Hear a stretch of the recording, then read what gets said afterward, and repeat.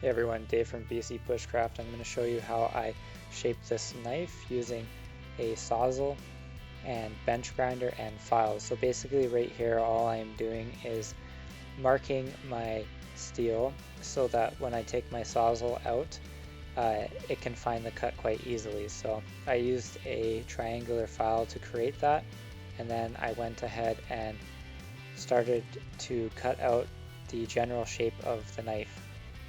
And basically the Sawzall blade here is obviously a metal blade, and it's meant to do stuff like this. So I went ahead and cut off my stock, and then I started to cut small lines down towards the scribe line for my knife.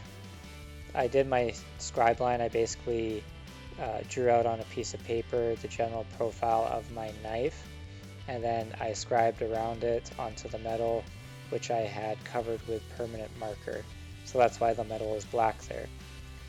So I just continued to make cuts along the scribe line to help when I do my downward cut, which I am doing right here. And basically when you do those cuts all the way along the metal, it helps to clear out the chunks of metal, making the job easier. So even if you're hand hacksawing this, it's a good idea to make those stop cuts along the way so your hacksaw blade doesn't get jammed.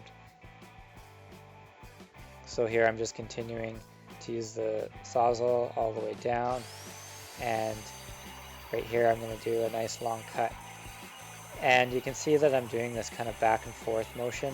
That's because I started to feel I didn't want to wear the blade necessarily in one area, so I was trying to use different parts of the blade. And here I am cutting out the kind of finger choil part to the knife, which I did kind of 2 downward cuts on an angle for either side.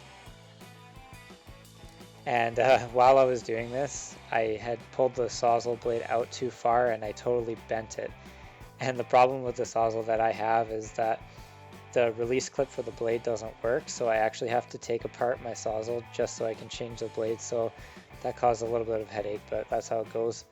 Anyways, it worked really well. It's a lot faster than hacksawing it out, and you can get quite close to your scribe line by using the Sawzall. So from here I went and took it to the bench grinder. This is my landlord's bench grinder, who he kindly has allowed me to use it, so that's why it's in this video. The Sawzall is actually mine, and basically I just went and continued to remove material all the way down to my scribe line here.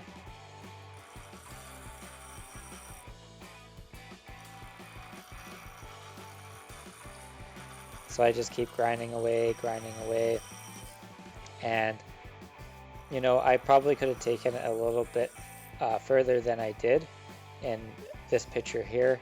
It saves a little, you know, filing and stuff like that. So anyways, onto the choil part, you kind of have to get in there with some round files. So I suggest that you have a multitude of round files. Definitely have a nice big coarse round file for your choils, and also a variety of smaller ones. The smaller ones definitely help to clean it up and shape it and create a really nice finger groove, because this knife is going to be quite small. It's only about 5 inches long with a 2-inch blade. I kind of wanted to have some nice security there. Right here I'm just draw filing and finishing up the kind of profile of the blank, and this helps to get a nice square edge. So here is the knife all ready to start putting the profile on. Basically with this profile, I kind of wanted to do a hand profile, all done by hand, not use any guides or anything like that. So right here I'm just marking my center line, so I know not to go too far when I'm doing the bevel of the knife, and I'm just using a permanent marker, and then I'm going to scratch it with a drill bit, and I basically scratch it and then flip the knife over and scratch it again, and that gives a pretty accurate guide of where the center of the bevel is going to be, which you can see here.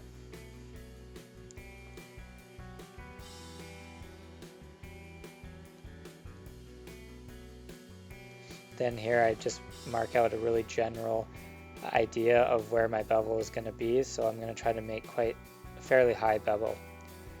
And then I decided to try to take it to the grinder and grind off some material before I started filing it. And what I noticed as soon as I started is that the blade gets really hot and you should have some water to dip it in. So after about a couple passes on the grinder, I realized how hot it gets and went and grabbed a little bucket of water just to dip it in.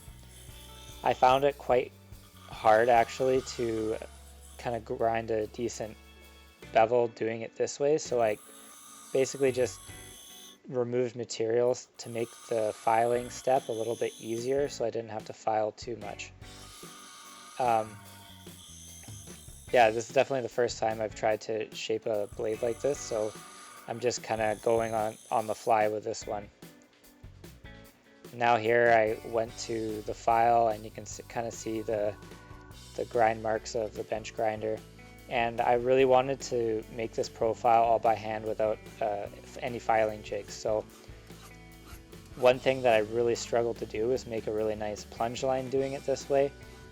You know, I'd watched I think Walter Sorrells, he kind of does it without a jig and he uses his thumb like I'm doing here, and I found it incredibly hard to get a nice plunge line by freehanding it. But I really wanted to try to freehand my own bevel and kind of create a flat grind, but it's not really a flat grind. I kind of made it into a convex grind. So here I'm just trying to get that plunge line established, which I found quite hard, and I just continued to work on down the blade. And one tip that I do have is that when you're filing the bevel, it's nice to kind of mark it, cover it with some permanent marker just to see where you're filing, and basically bring your filing line all the way up to the top.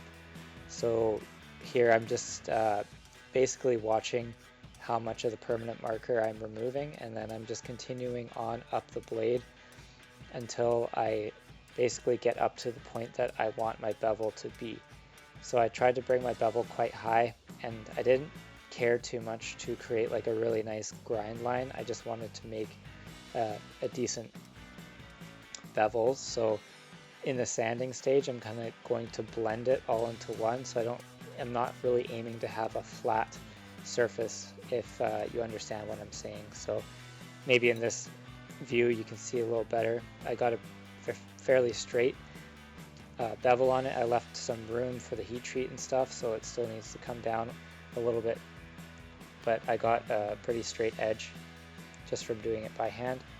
And I basically plan to hand sand it so it's kind of a transition all the way from the blade up to the spine, and it's not going to really have a flat area per se. So this is definitely a really interesting and fun project, and you know, I suggest that you try it out.